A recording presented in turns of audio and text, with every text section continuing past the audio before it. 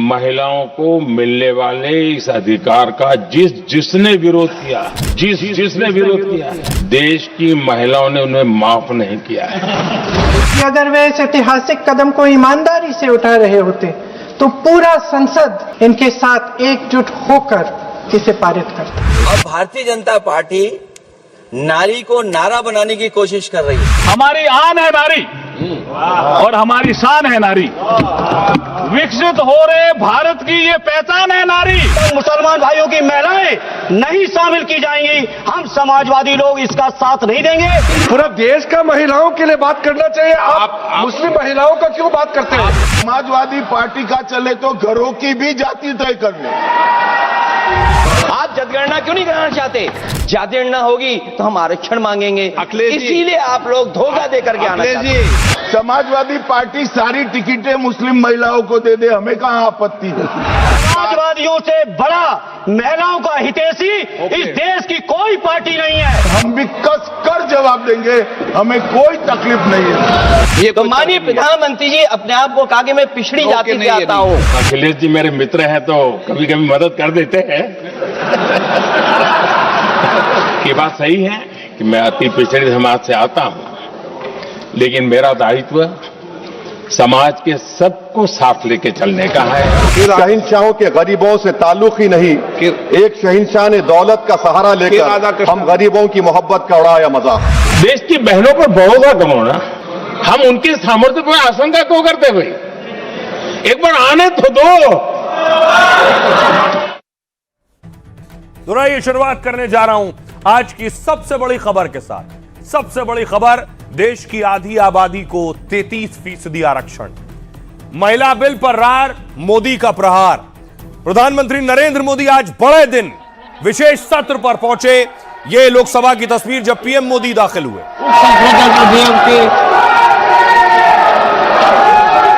प्रारंभ के पश्चात की गई सुसंगत जनगणना के आधार पर किए गए पहले प्रश्नों के परिवर्तन होगा। महोदय फिर बोलो, जोर में बोलो। अभी महोदय, अगली जनगणना और परिमाणिक। एक बहुत दिलचस्प तस्वीर, बड़ा दिन था, महिला आरक्षण बिल आना था। तो देखिए जरा, दर्शक दीर्घा में भी महिलाएं बैठी थी। आज लीडरशिप खड़ी हुई है, उसको आपने अब कंसीडर करना पड़ेगा। इतना बड़ा सामर्थ्य,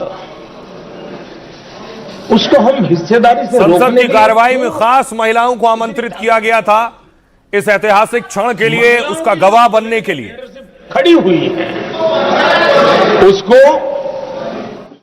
लेकिन दूसरी तरफ तमिलनाडु में बिल की प्रतियां जलाई जा रही थी, विरोध हो रहा था महिला आरक्षण बिल का, और सीएम स्टालिन सांकेतिक इन तस्वीरों को जला रहे थे, इस बिल को जला रहे थे।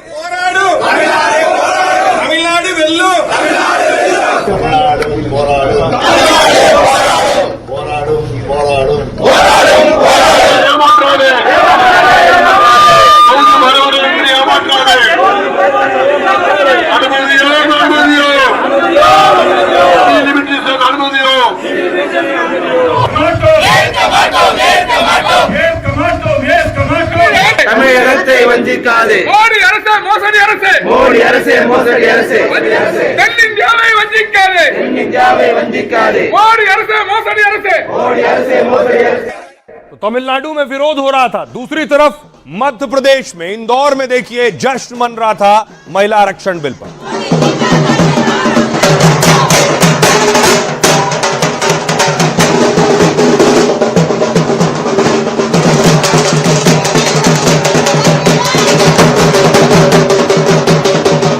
बहनें घर अच्छा चलाती हैं, अब वो देश को भी बहुत अच्छा चलाएंगी। जितनी मोदी जी की तारीफ की जाए उतनी कम है।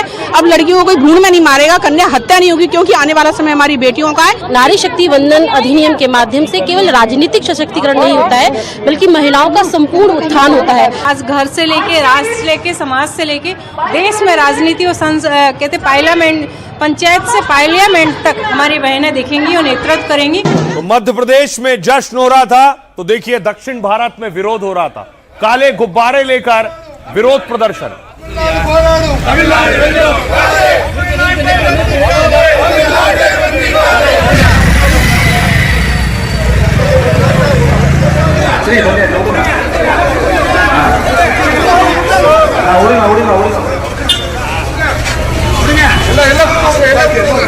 तमिलनाडु बोलाडु तमिलनाडु वेल्लो तमिलनाडु बोलाडु तमिलनाडु वेल्लो दूसरी तरफ देखिए, आपको लिए चलता हूं, ये दक्षिण भारत देखा, जम्मू कश्मीर की तस्वीरें देखिए, वहां महिलाएं जश्न मना रही थी महिला आरक्षण पर।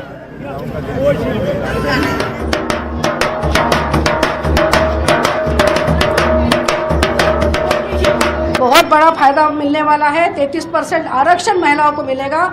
अगले संसद और विधायक में 33% महिलाएं हमें दिखेगी और जो निर्णायक भूमिका में महिलाएं रहेंगी। तो नारी शक्ति वंदन अधिनियम जो आया है, ये अधिनियम नहीं है, ये नए भारत की विकास की एक गाथा है।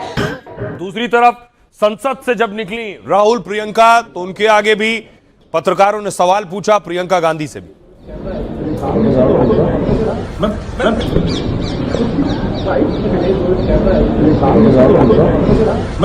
Prime Minister is saying that it's a historic bill and every party should support it. Just one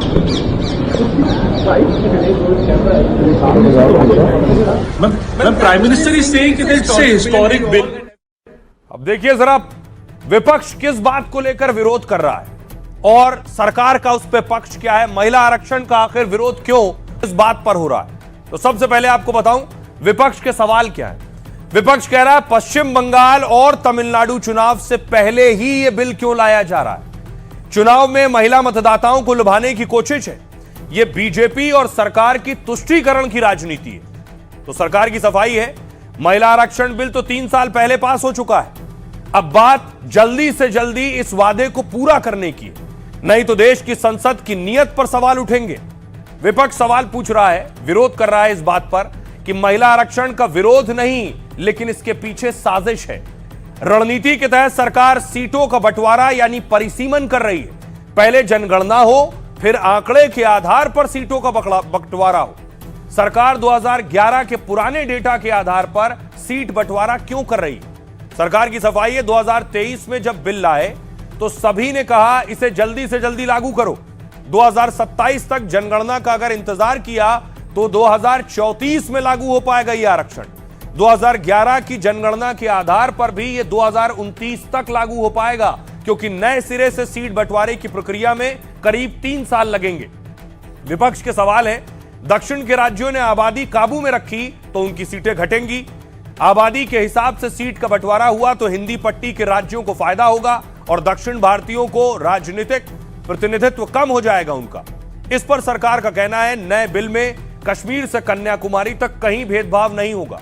seat बंटवारे में सिर्फ 2011 की जनगणना को आधार नहीं बनाएंगे, जनगणना और अनुपातिक आधार का एक ऐसा फॉर्मूला बनाएंगे जिससे सभी राज्यों में सीट 50% तक समान रूप से बढ़ाई जाएगी। जैसे तमिलनाडु की सीटें 39 से बढ़कर 59 हो जाएंगी, जबकि 2011 की जनगणना के आधार पर 49 होती। विपक्ष कह रहा है लोकसभा की सीट सीधे बढ़ाकर 850 क्यों की जा रही, सरकार सीट बढ़ाने की इतनी हड़बड़ी क्यों कर रही है। सरकार की सफाई है, अभी सीटों का बंटवारा 1971 की जनगणना के आधार पर है देश में। तब एक सांसद औसतन 10 लाख लोगों का प्रतिनिधित्व करता था, लेकिन अब औसतन 25 लाख लोगों पर एक सांसद है। 543 सीट पर 33% आरक्षण से 181 सीट महिलाओं की होंगी। कई पुरुष सांसदों को सीट छोड़नी पड़ती, अगर सीटें ना बढ़ाई जाती तब और विरोध हो सकता था। सुनिए जरा अब इस पर सियासतदान क्या कह रहे हैं।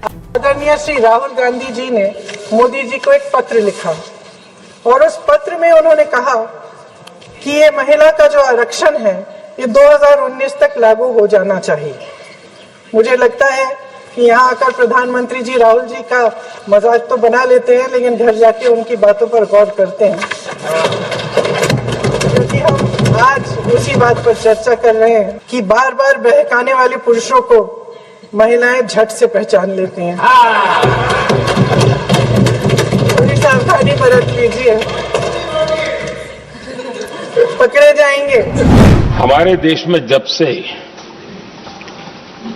विमेन रिजर्वेशन को लेकर के चर्चा हुई है और उसके बाद जब जब चुनाव आया है तो हर चुनाव में महिलाओं को मिलने वाले इस अधिकार का जिसने विरोध किया है, जिसने विरोध किया है, देश की महिलाओं ने उन्हें माफ नहीं किया है। उनका हाल बुरे से बुरा किया है। आज पूरा देश और विशेष करके नारी शक्ति हमारे निर्णय तो देखेगी, लेकिन निर्णय से ज्यादा हमारी नीयत को देखेगी। आपको जल्दीबाजी क्यों है महिला विधेयक? महिला विधेयक के पक्ष में हम, आप जनगणना क्यों नहीं कराना चाहते? ये अध्यक्ष महोदय, आप सेंसस ये इसलिए नहीं करना चाहते हैं कि जैसे ही जनगणना होगी हम सब लोग जाति गणना मांगेंगे, जाति गणना होगी तो हम आरक्षण मांगेंगे, इसीलिए आप लोग धोखा देकर के आना चाहते हैं। तमिलनाडु इतने सारे लोग काले कपड़े पहनकर आए हैं। मैं तमिलनाडु की जनता को भी आश्वस्त करना चाहता हूं कि आपकी शक्ति कम नहीं होगी, बढ़ रही है।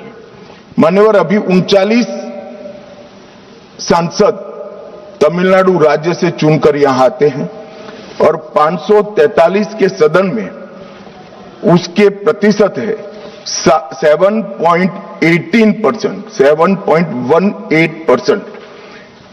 और अब 50% वृद्धि के बाद सांसद लगभग हो जाएंगे 59 और इनकी नए सदन में 816 के सदन में प्रतिशत में संख्या हो जाएगी 7.23। अब देखिए जरा, संसद में गर्मा गर्मी हो गई। प्रधानमंत्री ने भी भाषण दिया और प्रधानमंत्री जब बोल रहे थे उस दौरान कैसे दूसरे सांसद भी बोल रहे थे, तो पीएम मोदी ने भी उस दौरान जवाब दिया। अखिलेश यादव ने भी पिछड़ा होने का जिक्र किया खुद। वो बात भी मैं, किसी को हर्ट न करे वो बात भी मैं कहना चाहता हूं। अध्यक्ष महोदय, जब माननीय प्रधानमंत्री जी को पिछड़ों से वोट चाहिए था, तो माननीय प्रधानमंत्री जी अपने आप को कहा कि मैं पिछड़ी जाति से आता हूं। अखिलेश जी मेरे मित्र हैं तो कभी कभी मदद कर देते हैं।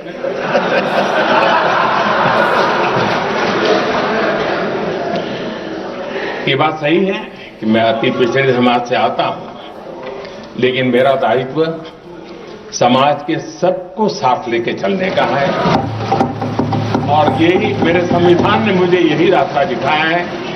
मेरे लिए संविधान ही सर्वोपरि है और इसलिए और ये संविधान की ताकत है कि मेरे जैसा अत्यंत छोटे समाज का, अति पिछड़े समाज के व्यक्ति को इतना बड़ा दायित्व देश ने दिया।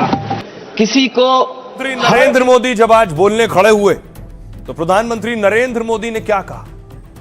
प्रधानमंत्री ने इसी बहाने एक वार्निंग भी दी।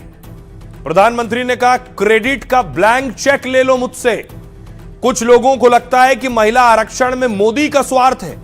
सच यह है कि अगर ये विरोध करेंगे तो मुझे राजनीतिक फायदा होगा, लेकिन साथ चलेंगे तो किसी को नुकसान नहीं होगा। लिख के ले लीजिए, हमें क्रेडिट नहीं चाहिए। जैसे ही पारित हो जाए सबको धन्यवाद दूंगा। मैं सामने से क्रेडिट का ब्लैंक चेक आपको दे रहा हूं। आपको जहां फोटो छपवानी हो सरकारी खर्चे से छपवा देंगे। हम किसी तरह के भ्रम या अहंकार में न रहें कि हम देश की नारी शक्ति को कुछ दे रहे हैं। यह उनका हक है जिसे हमने कई दशक से रोका है। आज प्रायश्चित कर उस अपराध से मुक्ति का मौका है। कुछ लोगों ने पक्ष में कहकर चालाकी चतुराई दिखाई है और हर बार टेक्निकल पूछ लगाकर इसे रोक दिया है कि इसमें कुछ टेक्निकलिटी है। जो दल इसका विरोध करेंगे उन्हें इसकी कीमत चुकानी होगी। महिला अधिकारों का विरोध करने वालों का बुरा हाल हुआ है। बिल को लेकर देश नतीजों से ज्यादा हमारी नीयत देखेगा और नीयत की खोट देश की नारी शक्ति कभी माफ नहीं करेगी। जिन्हें राजनीति की बू आती है वो पिछले 30 सालों के नतीजे देख लें। पंचायत में आरक्षण दे देते हैं क्योंकि खुद का पद नहीं जाता है। हमें मानना होगा कि लाखों बहनें हर स्तर पर लीडर बन चुकी हैं। भेदभाव ना होने की गारंटी। पीएम मोदी ने कहा, अगर आपको गारंटी या वादा चाहिए तो वो भी दे देता हूं। तमिल में कोई शब्द हो तो मैं उसे भी कहता हूं, क्योंकि नीयत साफ है तो शब्दों के खेल की जरूरत नहीं है। हमें देश को टुकड़ों के रूप में सोचने का अधिकार नहीं है। कश्मीर हो या कन्याकुमारी, हम देश के रूप में ही सोचते हैं। कुछ लोग राजनीतिक फायदे के लिए बवंडर खड़ा कर रहे हैं। भरोसा दिलाता हूं कि किसी राज्य से कोई भेदभाव नहीं होगा। लोकसभा सीट बंटवारे में किसी राज्य का अनुपात कम नहीं होगा। हमारे यहां परंपरा है नजर न लगे इसलिए काला टीका लगाते हैं, इसलिए जो काले कपड़े पहन कर आए हैं वो नजर का टीका जैसा है। सुनिए जरा प्रधानमंत्री नरेंद्र मोदी। हम भ्रम में न रहे, हम उस अहंकार में न रहे, और मैं हम शब्द प्रयोग कर रहा हूं, मैं और तुम की बात नहीं कर रहा हूं। मैं हम इस भ्रम में न रहे कि हम देश की नारी शक्ति को हम कुछ दे रहे हैं। जी नहीं, उसका हक है। और हमने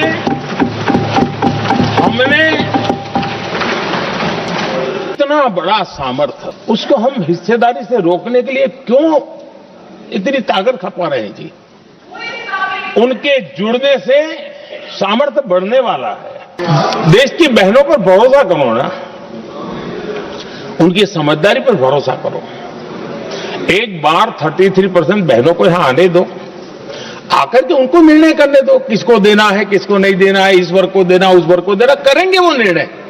हम उनके सामर्थ्य पर आशंका क्यों करते भाई? विकसित भारत बनाने में हमारी नारी शक्ति की भागीदारी को एक खुले मन से निर्णय करने का अवसर है, स्वीकार करने का अवसर है। और मैंने जैसा पहले ही कहा कि आज पूरा देश और विशेष करके नारी शक्ति हमारे निर्णय तो देखेगी, लेकिन निर्णय से ज्यादा हमारी नीयत को देखेगी।